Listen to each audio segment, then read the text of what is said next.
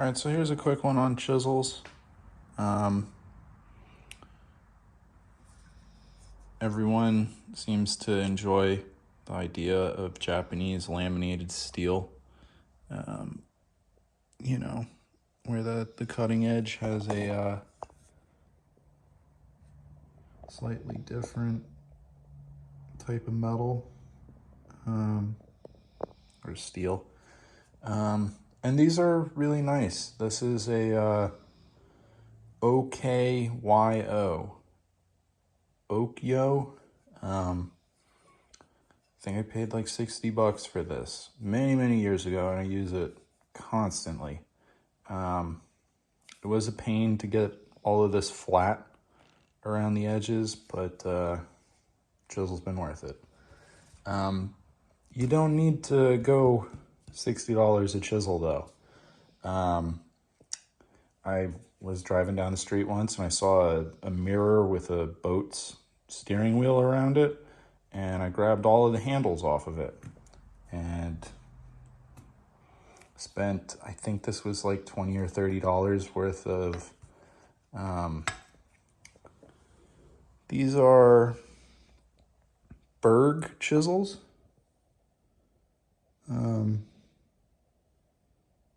Eric Antoine Berg in Sweden, and they have a little picture of a shark. These were wonderful. Yeah. People speak very highly of these. So I bought a random little set of them without handles, and between making a handle, for a little miter chopper guy, and a set of these, they're great, and then I bought these three are Greenlee, a U.S. manufacturer. I don't exactly know the years, but figure I doubt these are pre-World War II. But you're just looking for chisels. This will absolutely do.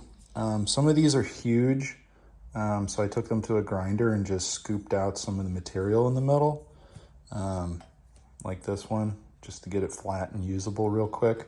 You don't have to do this.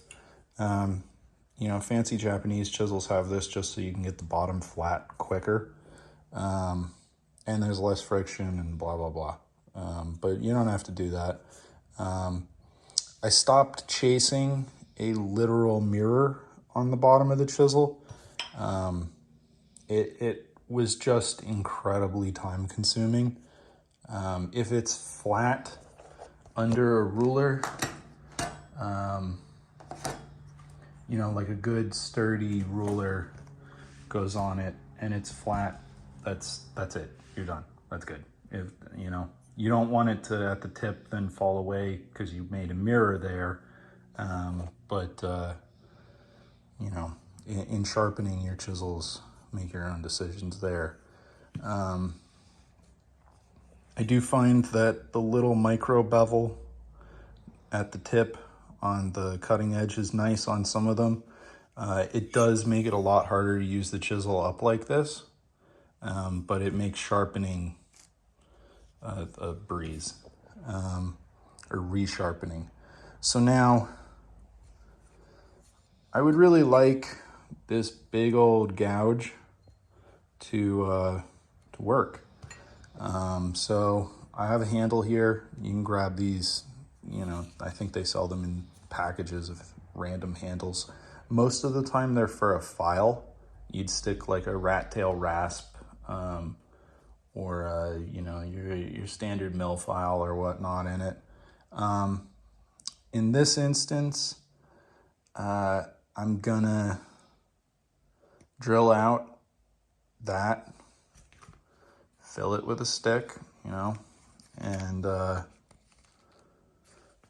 then drill it to accept a wider piece of hardwood. This is a branch,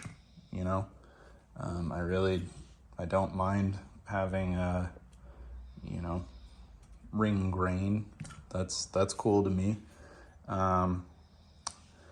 So it'll go an inch or so into this, and it'll go as deep as the socket allows inside of that.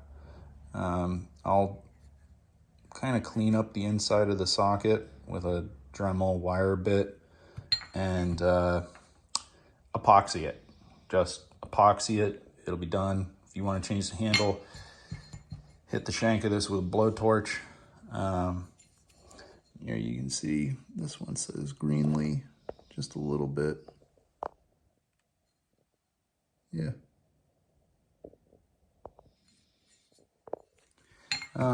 Yeah. And then sharpening, this one will end up on this, abrasive stone.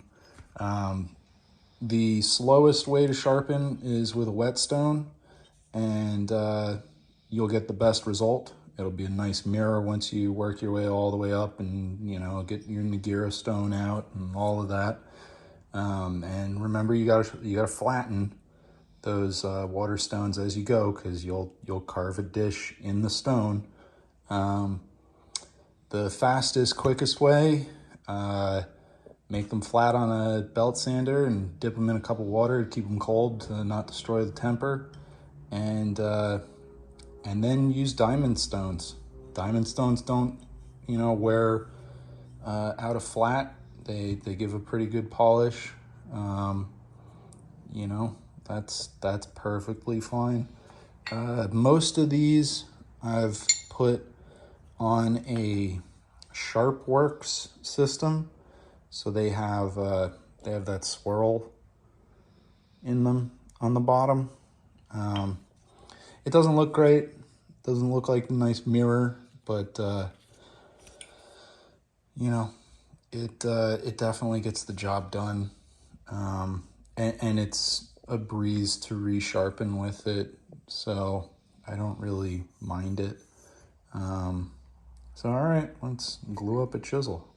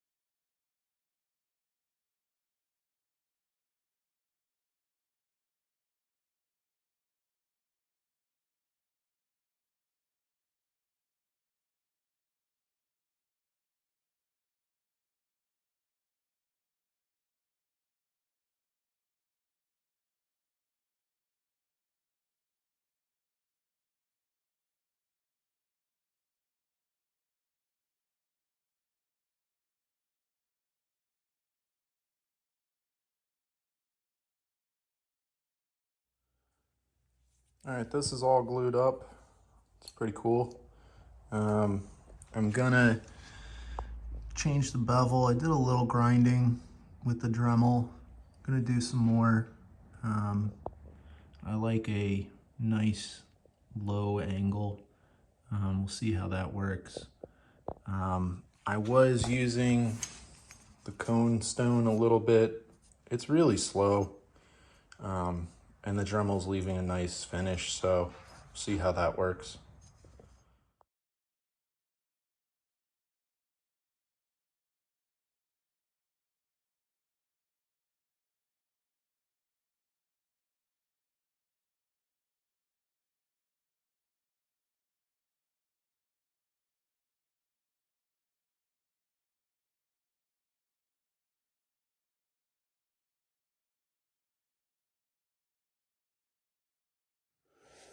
All right, so it's nothing, terribly pretty. Polished off the back edge a little bit, you know.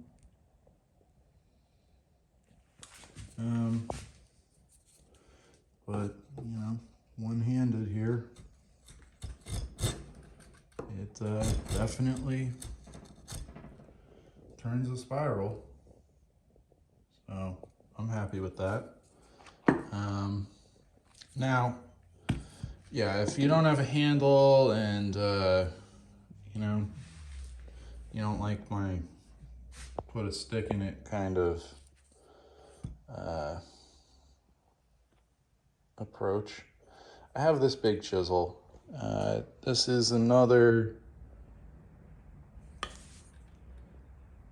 Greenlee of some kind. Again, I have no way of dating this. I doubt it's pre-war. Got some rust in there. I'll hit that with the Dremel. But here's another idea for you. Okay, here's a dirty old chunk of plywood. I'm pretty sure this has held up a car at some point in its existence. But I can make a handle out of it. So let's do that.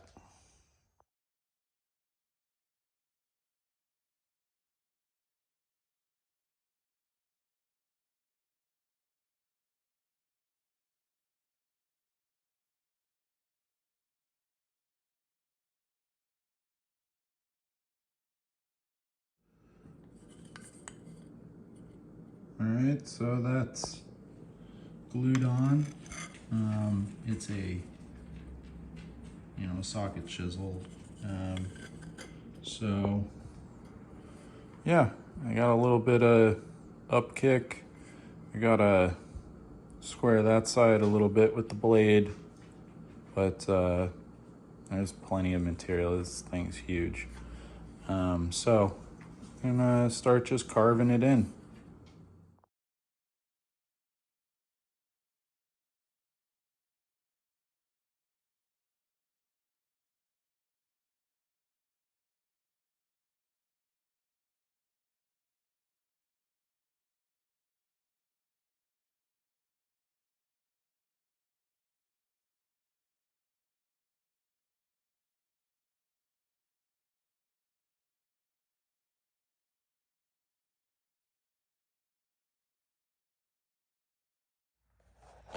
All right, so this one's all good to go. Used it in making this one.